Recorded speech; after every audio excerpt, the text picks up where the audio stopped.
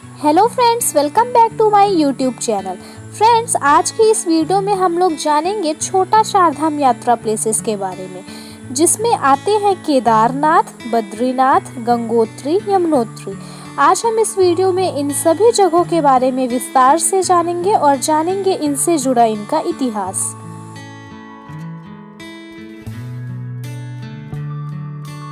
केदारनाथ धाम शानदार पर्वत चोटियों में बसा और बर्फीली तूफानों से घिरा केदारनाथ उत्तरी भारत के सबसे पवित्र तीर्थ स्थलों में से एक है।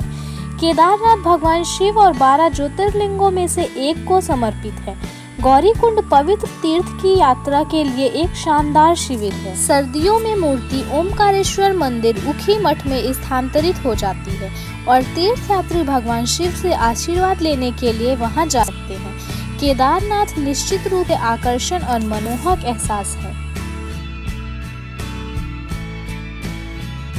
ऐसा कहा जाता है कि कुरुक्षेत्र की महाकाव्य लड़ाई के बाद महाभारत के पांडवों ने भगवान शिव से आशीर्वाद पाने के लिए वाराणसी की यात्रा शुरू की, क्योंकि वे अपने दोस्तों और रिश्तेदारों को मारने के दोषी थे। लेकिन भगवान शिव ने उनसे मिलने से इनकार कर दिया और गुप्त काशी में छिप गए।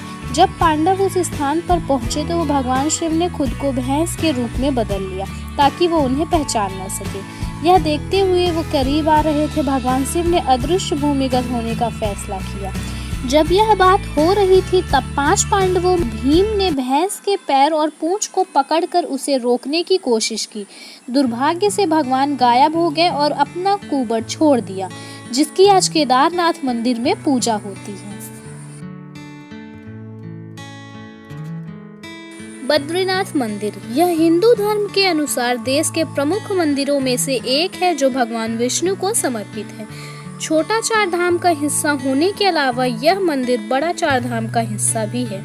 यह मंदिर ध्यान मुद्रा में भगवान बद्रीनाथ की मूर्ति का घर है।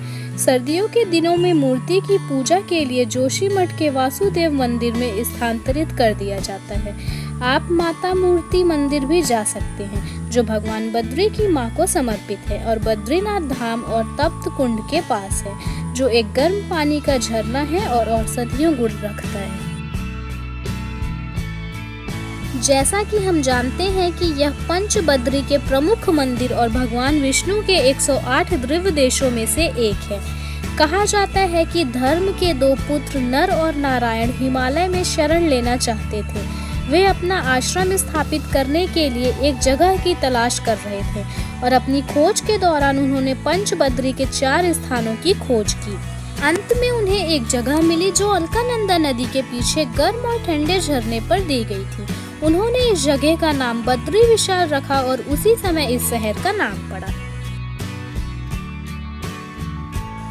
गंगोत्री धाम यह पवित्र तीर्थ एक खूबसूरत शहर है, जो शांति, लुभावनी प्राकृतिक सुंदरताओं से भरा हुआ है। गंगा की पवित्र नदी से शुरू होकर गंगोत्री उत्तराखंड के खूबसूरत राज्य में भागीरथी नदी के तट पर स्थित है।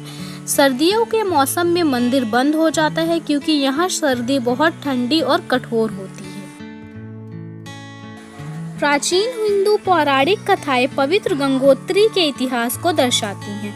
हिंदू पौराणिक कथाओं के अनुसार राजा सागर के पोते अंशुमन गंगा को पृथ्वी पर लाने में विफल रहे और उनके पुत्र दिलीप के साथ भी ऐसा ही था। लेकिन राजा अंशुमन के पोते भागीरथ इस कार्य के लिए काफी मजबूत थे और उन्होंने गंगोत्री में ध्यान करना शुरू कर दिया।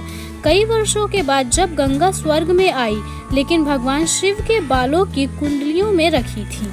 उसके बाद राजा भागीरथ ने भगवान शिव को जीतने के लिए ध्यान करना शुरू किया और ध्यान और दृढ़ संकल्प से प्रभावित होकर भगवान शिव ने 3 धाराओं में विमोचन किया। इनमें से एक धारा भागीरथी के रूप में आई थी। यह माना जाता है कि जिस चट्टान पर राजा भागीरथ ने ध्यान किया था उसे भागीरथ शिला के नाम से जाना जाता है, जो गंगा के मंदिर के करीब है। यमुनोत्री धाम यह उत्तराखंड के छोटा चार धामों में से एक है, जो यमुना को समर्पित है और भारत की दूसरी सबसे पवित्र नदी भी है, जो यमुनोत्री से उत्पन्न हुई है। यह पवित्र स्थान 3290 मीटर की ऊंचाई पर स्थित है, जहां तीर्थयात्री पूजा करने के लिए और आशीर्वाद लेने के लिए आते हैं। इसे जयपुर की महारानी ने बनवाया था और टिहरी गढ़वाल के महाराणा प्रताप शाह ने इसका पुनः निर्माण करवाया था। मंदिर देवी यमुना की चांदी की मूर्ति का घर है। देवी यमुना भगवान सूर्य की पुत्री और यम की जुड़वा बहन थी। मंदिर के वर्तमान स्थान के पीछे का इतिहास यमुना नदी को समर्पित है, जो असित मुनि से संबंधित है, जिन्होंने गंगा नदी को एक अनुष्ठानिक तरीके से सम्मानित किया था और अपने पवित्र जल में स्नान करने की दिनचर्या को कभी नहीं तोड़ा। लेकिन वृद्धावस्था के साथ इस दिनचर्या को बनाए रखना और भी कठिन हो गया था। तब इसे देवी गंगा ने भाप लिया और वह यमुना के रूप में ऋषि की कुटिया के पास पहुंच गई। तो दोस्तों, ये थी छोटा चार धाम यात्रा की जगह और उनसे जुड़ा उनका इतिहास। अगर आप लोगों को वीडियो अच्छी लगी हो तो प्लीज़ वीडियो को लाइक करें, शेयर करें और ऐसी ही अमेजिंग वीडियोस के लिए चैनल को सब्सक्राइब करना ना भूलें और बेल आइकन को प्रेस करें।